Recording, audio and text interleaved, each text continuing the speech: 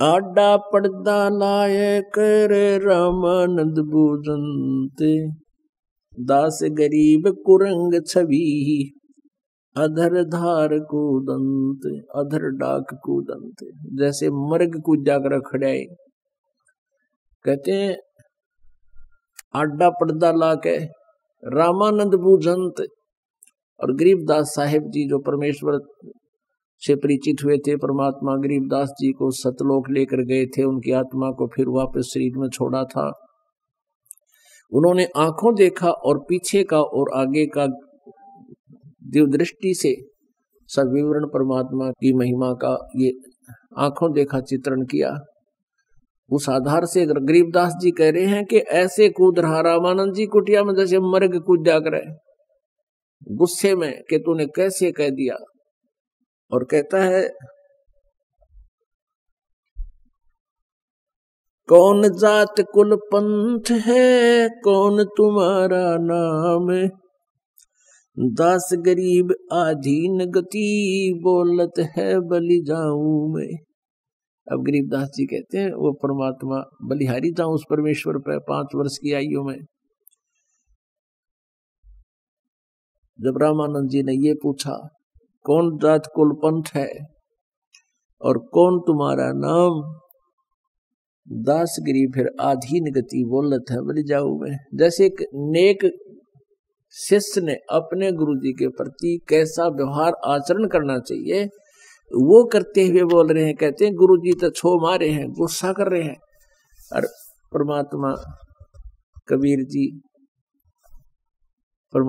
कबीर जी और आधीनी से बोलते हैं और फिर सच्चाई बताते हैं। जात हमारी जगत गुरु, परमेश्वर है पंथ। न्यू खड़े परमात्मा, दास गरीब लिखत पड़े, मेरा नाम निरंजन कंत।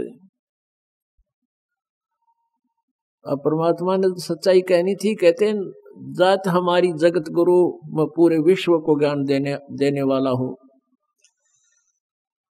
और परमेश्वर वाला मेरा पंथ है। ईश, ईश्वर, परमेश्वर। ईश तो ये ब्रह्म है, 21 ब्रह्मांड का स्वामी है, ब्रह्मा विष्णु महेश का पिता है। और ईश्वर ये परब्रह्म है जो 7 संग ब्रह्मांड का परमात्मा है, मालिक है, स्वामी है, प्रभु है। और परमेश्वर असंग ब्रह्मांड का स्वामी वो कबीर परमेश्वर है, वो परम अक्षर ब्रह्म है। गीता जी अध्याय नंबर 15 के श्लोक नंबर 16 और 17 में तीनों प्रभुओं का उल्लेख है। सर्वपुरुष ये ईश है, अक्षर पुरुष ये ईश्वर है। और 17वें श्लोक में 15वें अध्याय के में कहा उत्तम पुरुष है तू अन्य परमात्मा इति उदाहरते। यह लोक धर्म अविश्य विवर्ती अवैश्वर है, वो परमेश्वर है। गीता जी अध्याय नंबर 8 के श्लोक नंबर 1 में अर्जुन ने प्रश्न किया, प्रभु जी आपने जो 7वें अध्याय के 29वें श्लोक में गीता जी में जिस तत्ब्रह्म के विषय में जानकारी दी है कि उसके जानने के बाद प्राणी फिर यहां जरा और मरण से छूटने का प्रयत्न करता है, किम तत्ब्रह्म। गीता ज्ञानदाता 8वें अध्याय के 3रे श्लोक में कहता वो परम अक्षर ब्रह्म है। गीता जी अध्याय नंबर 8 के श्लोक नंबर 5 और 7 में गीता ज्ञानदाता कहता मेरी भक्ति करेगा मुझे प्राप्त होगा, तो युद्ध भी कर और मेरी भक्ति भी कर। 8वें अध्याय के 13वें श्लोक में गीता ज्ञानदाता अपना मंत्र बताता है कि ओम इति एकाक्षरम ब्रह्म व्यवहारण माम अनुसमरण यह परियाति तजम देहम सयाति परमाम गतिम।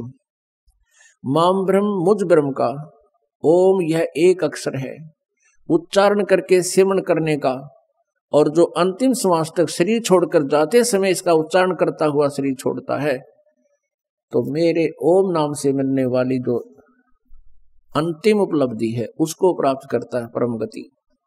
7वें अध्याय के 18वें श्लोक में गीता जी में गीता ज्ञानदाता कहता है ये मेरे वाली गति भी, ये ज्ञानी आत्मा है तो अच्छी, ये भक्ति को में समर्पित है, पर मेरे वाली अनुत्तम श्रेष्ठ गति में ही स्थित है, अनुत्तम घटिया गति में स्थित है। अपनी स्थिति को, अपनी उपलब्धि को भी घटिया क्यों बता रहा है? क्योंकि चौथे अध्याय के 5वें और 9वें श्लोक में स्पष्ट कर रहा है और दूसरे अध्याय के 12वें श्लोक में गीता ज्ञानदाता कह रहा है कि अर्जुन तेरे और मेरे बहुत जन्म हो चुके, तू ही जानता बता दो। अर्थात जन्म मृत्यु में दुखी तू भी है, मैं भी हूं। इसलिए 18वें अध्याय के 62वें श्लोक में कहा है कि तू सर्वभाव से उस परमेश्वर की शरण में जा, और 66 में भी उसी का संकेत है। और गीता जी अध्याय नंबर 8 के श्लोक नंबर 8, 9, 10 में गीता ज्ञानदाता अपने से अन्य उस परम अक्षर ब्रह्म की भक्ति के लिए कहता है कि उसकी जो साधना करता है उसको प्राप्त हो जाता है। उस भक्ति की गति से, भक्ति के बल से, यानी जो साधना वो संत देगा, तत्वदर्शी संत, जो चौथे अध्याय के 34वें श्लोक में जिस संत के विषय में कहा है, और 15वें अध्याय के 1 से 4 में उस तत्वदर्शी संत की पहचान और परमात्मा, पूर्ण परमात्मा के पाने का विधान बताया है।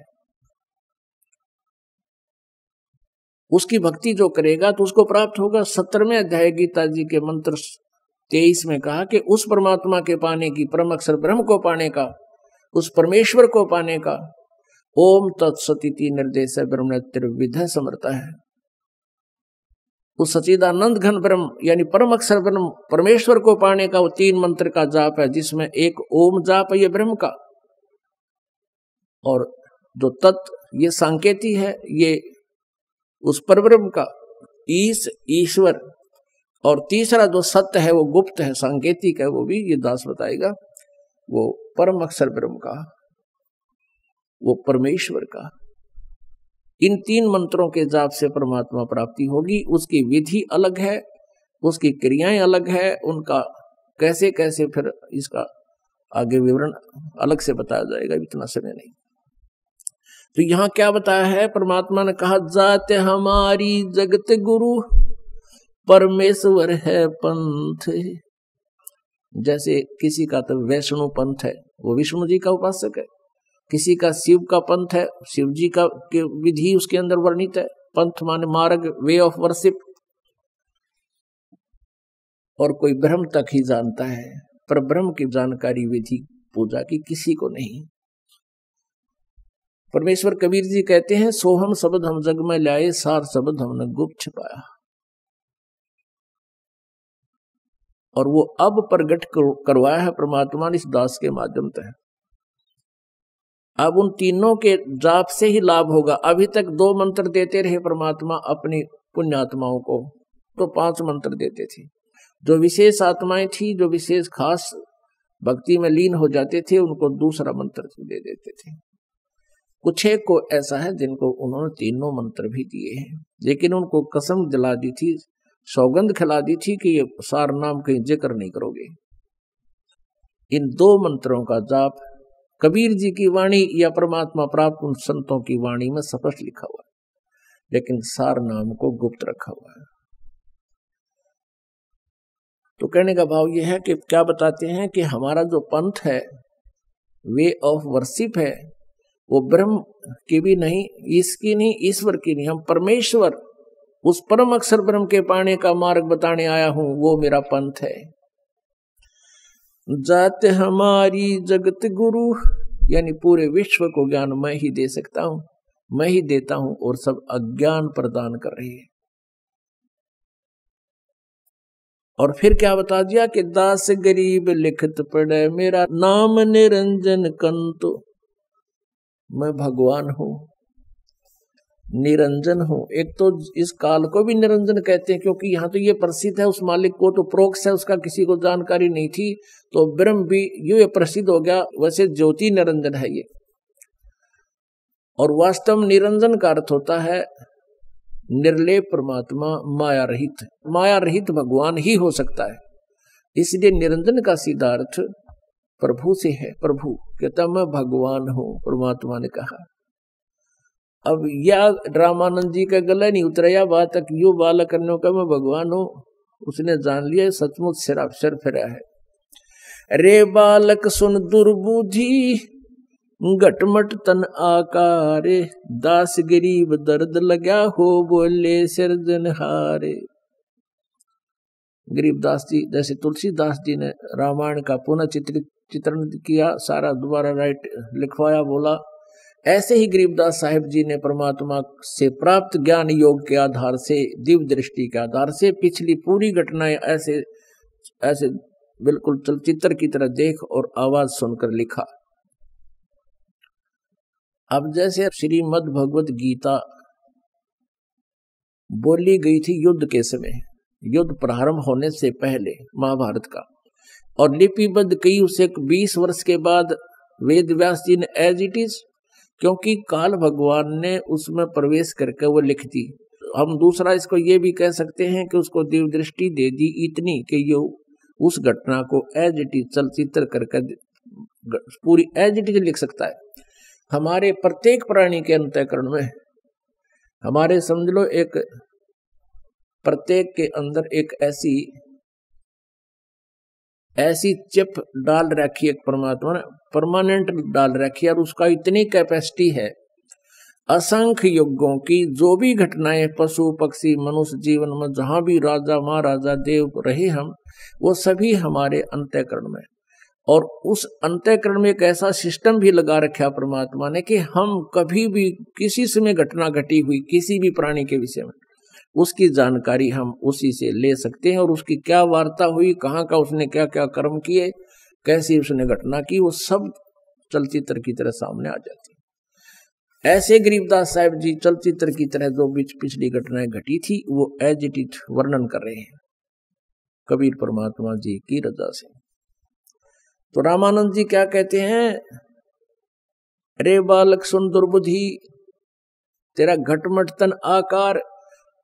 अब हमारी बुद्धि इस काल ने इतनी घुमा रखी है, विष्णु जी के उपासक स्वामी रामानंद जी, और फिर भी भगवान को निराकार कहें, और कहते हैं इस बात से दुखी हो गए कि तू अपने आप को भगवान बताता है, तू तो साकार दिखाई देता है, भगवान तो निराकार है। हमारी बुद्धि काल का बिकी हुई थी। और ये खुद कहता है गीता जी अध्याय नंबर 7 में कि बलवानों का बल और बुद्धिमानों की बुद्धि मेरे हाथ में है, जब चाहे ऑन कर दूं, जब चाहे ऑफ कर दूं।